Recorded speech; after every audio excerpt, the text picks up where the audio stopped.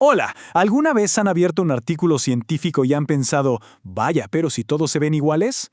Bueno, pues detrás de esa estructura tan familiar hay una historia increíble de casi 400 años de evolución, y hoy vamos a sumergirnos en ella.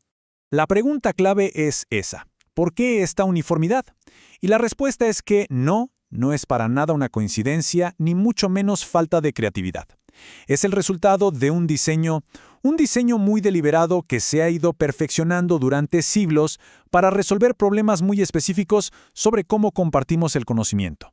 Pensemos en el artículo científico como si fuera un plano, un blueprint para construir conocimiento. Esas secciones que todos conocemos, introducción, métodos, resultados y discusión, no están ahí por casualidad. Son la solución a siglos de debates y desafíos sobre cómo comunicar la ciencia de una forma que sea clara, transparente y sobre todo que se pueda verificar. Nuestro viaje empieza en el siglo XVII, una época, la verdad, de una efervescencia intelectual increíble. Fue aquí donde surgieron los primeros grandes problemas de la comunicación científica. A ver, ¿cómo organizamos el pensamiento de forma lógica? Y más importante aún, ¿cómo demostramos que lo que decimos es cierto?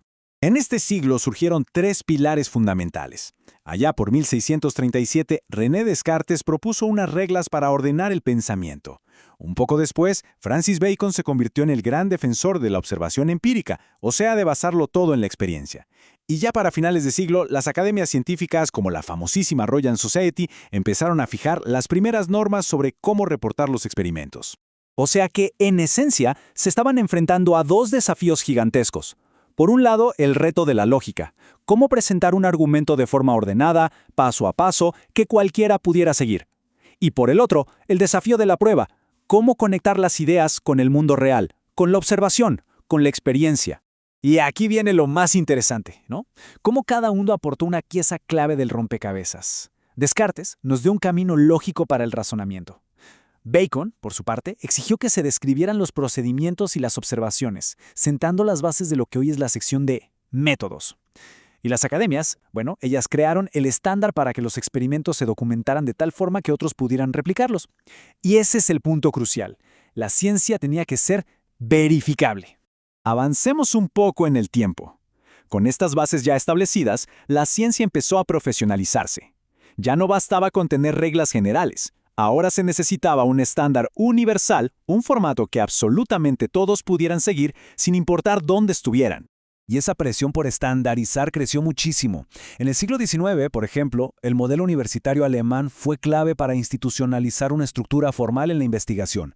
Ya en el siglo XX, asociaciones como la American Psychological Association, la famosa APA, jugaron un papel decisivo en consolidar un formato único para todos.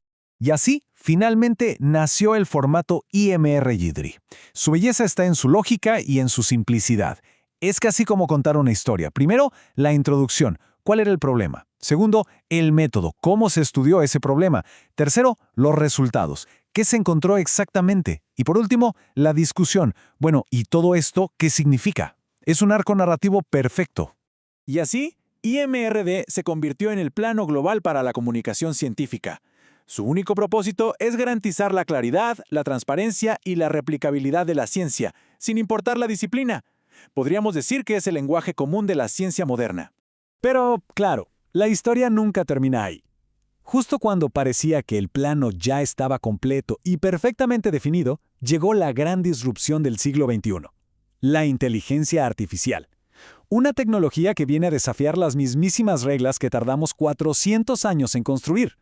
Y esto nos plantea una pregunta fundamental, casi de ciencia ficción.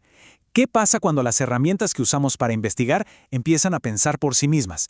De repente surgen nuevos dilemas sobre la autoría, la transparencia y la responsabilidad, cosas que nuestro plano actual, la verdad, no contemplaba. Estamos viviendo un momento fascinante, porque la comunidad científica está literalmente adaptando ese plano en tiempo real.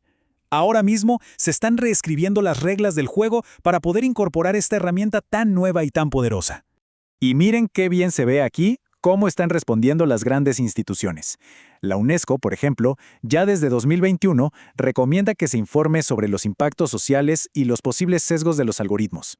Revistas de primerísimo nivel como Nature exigen desde 2023 que se declare si se usó IA. Y la APA fue súper clara y directa. La IA se cita como una herramienta, pero jamás como un autor. Entonces, si tuviéramos que resumir todas estas nuevas reglas en una sola idea, sería esta: el rol de la inteligencia artificial debe ser reconocido.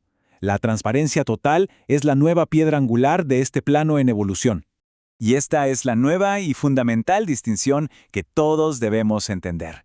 La IA es una herramienta metodológica, y punto. Se cita en la sección de métodos. Lo que la IA no es, y esto es clave, es un autor con crédito, responsable de las ideas.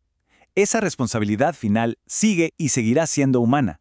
Así que, como vemos, lejos de ser un documento estático o un fósil del pasado, el plano del artículo científico está demostrando ser un documento vivo. Después de 400 años, está evolucionando una vez más para reflejar las nuevas y emocionantes realidades de cómo hacemos ciencia. Y todo esto nos deja con una última reflexión. Durante siglos, el artículo científico documentó el descubrimiento humano.